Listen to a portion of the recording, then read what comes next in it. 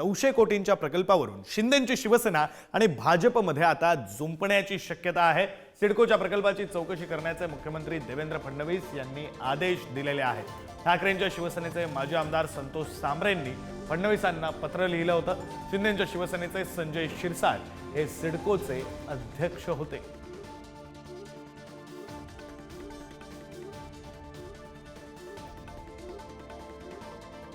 आणि या संदर्भात बोलूया, आपले प्रतिनिधी पंकज दळवी आपल्या सोबत आहेत। आपण त्यांच्याकडून या संदर्भातला तपशील घेऊया। पंकज, खरं तर अतिशय महत्त्वाची बातमी म्हणावी लागेल। महायुतीमध्ये सारं काही अलबेल नसल्याच्या सातत्याने बातम्या समोर येत होत्या, त्यात आता ही चौकशीची बातमी आणि त्यामुळे शिंदेंची शिवसेना आणि भाजपमध्ये आणखी दुरावा निर्माण होऊ शकतो।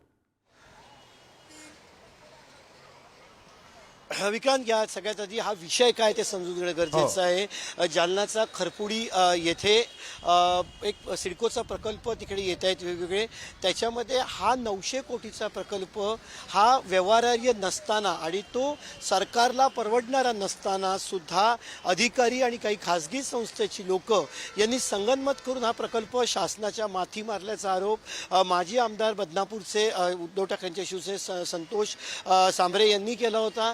या पत्राची दखल मुख्यमंत्री देवेंद्र फडणवीस यांनी घेतलेली आहे।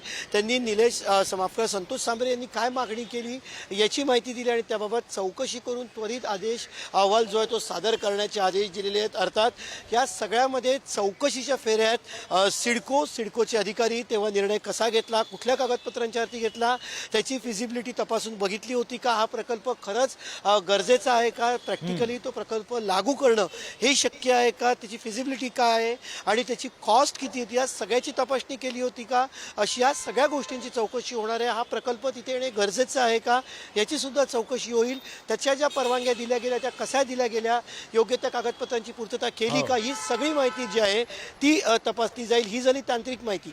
आता याच्यातून राजकीय अर्थ जो निघतो तो म्हणजे एकनाथ शिंदेची शिवसेना आणि भाजपा यांच्यामध्ये याच्यात जुंपणार का, तर कारण असं आहे की त्यावेळी संजय शिरसाट सिडकोचे अध्यक्ष होते, कदाचित त्यावेळी या प्रकल्पाला मान्यता दिली गेली असेल आणि म्हणून एकनाथ शिंदे यांच्या शिवसेनेच्या एका मंत्र्यांनी एका महामंडळाच्या अध्यक्षांनी दिलेली परवानगी आणि त्याच्यानंतर उद्धव ठाकरे गटाच्या आमदारांनी माजी आमदारांनी चौकशीची मागणी करणं आणि शासनाकडून खुद्द मुख्यमंत्र्यांकडून याची चौकशी लावून अहवाल सादर करण्याचे आदेश देणं, या सगळ्या गोष्टीमधून पुन्हा एकदा महायुतीमध्ये वादाची ठिणगी पडू शकते।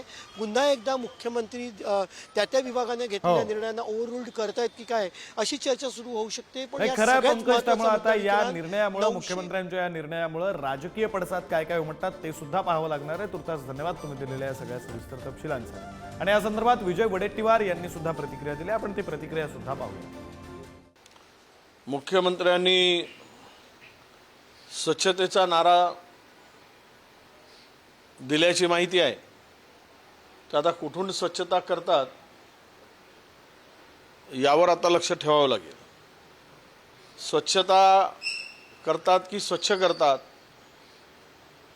की साफ करतात, अर्थ वेगवेगळे होतात। तर मला वाटतं की त्याची सुरुवात कदाचित शिंदेंपासून झाली असावी, स्वच्छतेची आणि सफाईची।